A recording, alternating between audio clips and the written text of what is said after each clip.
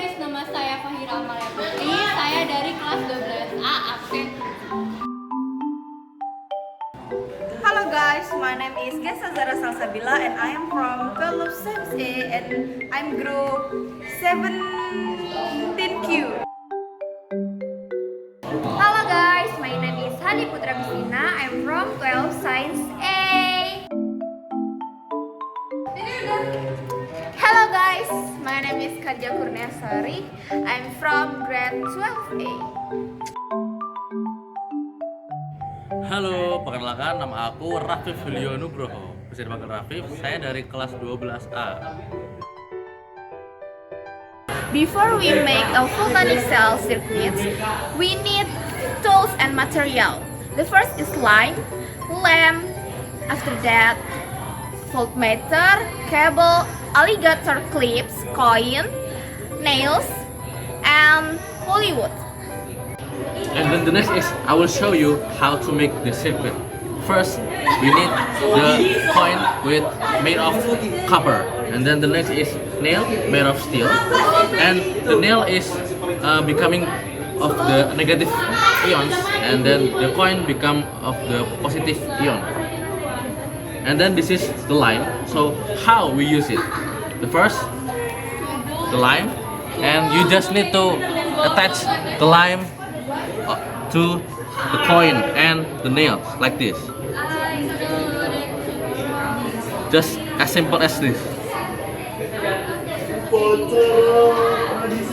After it's attached to the lime, the next is the nail. Okay, just like this. And remember, the nail is for the negative ions and the coin is for the positive ions.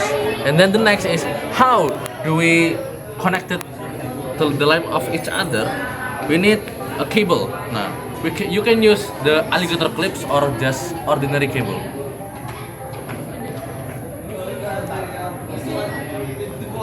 When you attach it to the positive, and then the next line will be the negative. So, as I explained Rafif, the nail is a negative ion connect to the coin made of copper. This is a positive ion. So, this is the rangkaian, the circuit like this.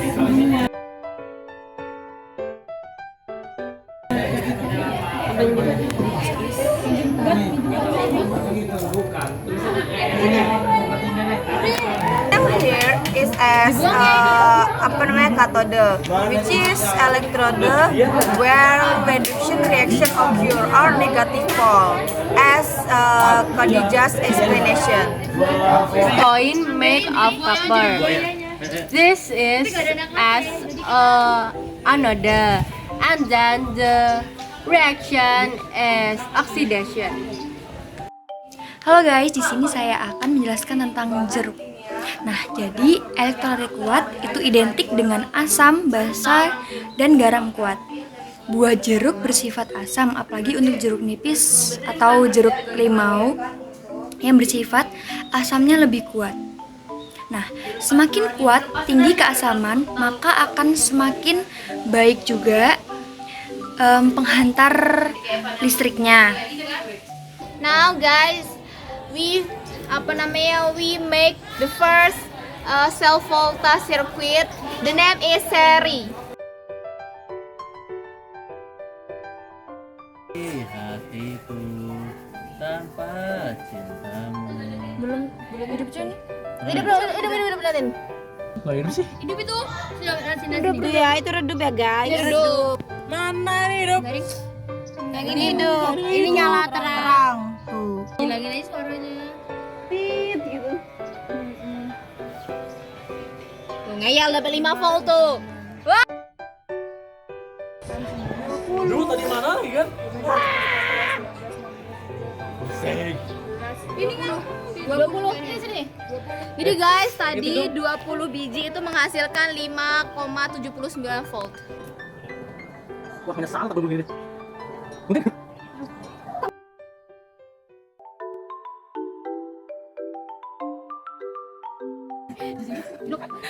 Sumpah. Berhasil dari hidup. Ini berapa? Hidup guys. Jadi teman-teman, setelah kita menyambungkan antara jeruk dengan ion positif yaitu koin dengan ion negatif yaitu paku, maka kita akan membuat rangkaian paralel. Nah, bagaimana kita membuat rangkaian paralel? Lah? Pertama kita sudah membuat rangkaian seri, yang dimana rangkaian seri itu hanyalah sumber dari listrik ini menuju salah satu lampu. Nah, kita lanjutkan lagi dengan apa? Ini pertama lampu ini. Lampu ini adalah lampu yang akan mengarahkan kita dari rangkaian seri menuju rangkaian paralel.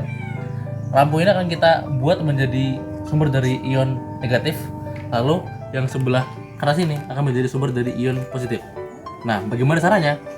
Kita hanya perlu menyiapkan dua jalur, yaitu jeruk yang sudah disambungkan dengan ion positif, yang dimana ini adalah paku koinnya. Lalu yang sebelah sini yang sudah disambungkan dengan ion negatif yaitu pakunya. Nah, ion negatif dan ion positif akan menyambungkan satu sama lain dari sini, lalu dari sebelah sini. Nah, dengan ini kita akan dapat menghidupkan ketiga lampu ini. Nah, kita lihat ion positif ini akan menghubungkan dua lampu yang kita sudah tandai. Pertama, dari sini ion positif menyalur ke L1, lampu L1. Yang kedua, menuju ke lampu L2. Nah, lalu dari lampu L1 ini akan membelok dan membuat sebuah pertigaan yang menyambungkan antara ion negatif dengan ion positif. Jadi, ion positif akan bertemu dengan ion negatif di titik sini. Lalu, ion positif akan menyalurkan ke lampu L3. Nah, sama juga dengan lampu dari ion negatif, dari lampu L3 akan menuju ke lampu L2 dan L1 melalui pertigaan ini. Nah, kalau menuju ke L1 berarti listriknya lurus saja ke sini. Jika menuju ke lampu L1 maka dia akan belok ke sini. Nah, begitu. Bagaimana kalau kita memutuskan bagian yang sebelah sini? Ini akan membuat ion negatif tidak bisa mencapai ke lampu L1. Begitu. Jadi yang akan hidup hanya lampu L2 dan lampu L3. Nah, lalu bagaimana jika kita memutuskan bagian sini?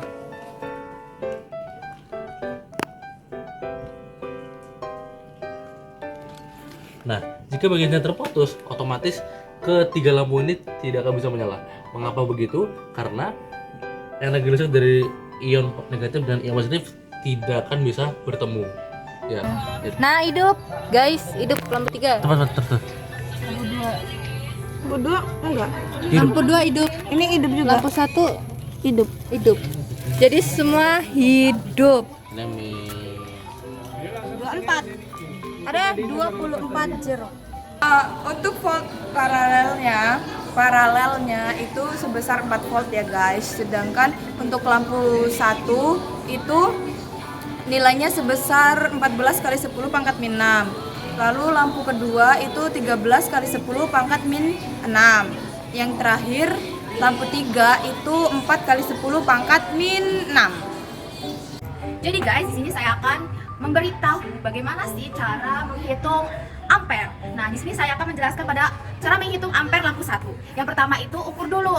Lalu yang kedua itu akan pada jarum penunjuk itu dia pada lampu 1 punya kita itu mengarah ke 14. Lalu range selektor switch-nya itu 50 mA.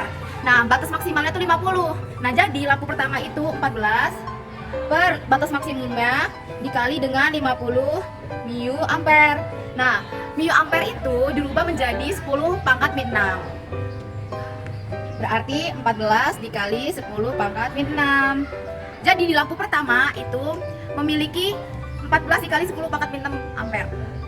Jadi di sini saya akan menjelaskan tentang lampu kedua. Nah, lampu kedua ini ada di jarum penunjuk itu ada di 13. Jadi 13 itu dibagi sama batas maksimumnya. Batas maksimumnya itu ada 50. Nah, dikali sama ini range selektor switch-nya itu 50 mA. Nah, 50 mA ini adalah 10 pangkat min 6.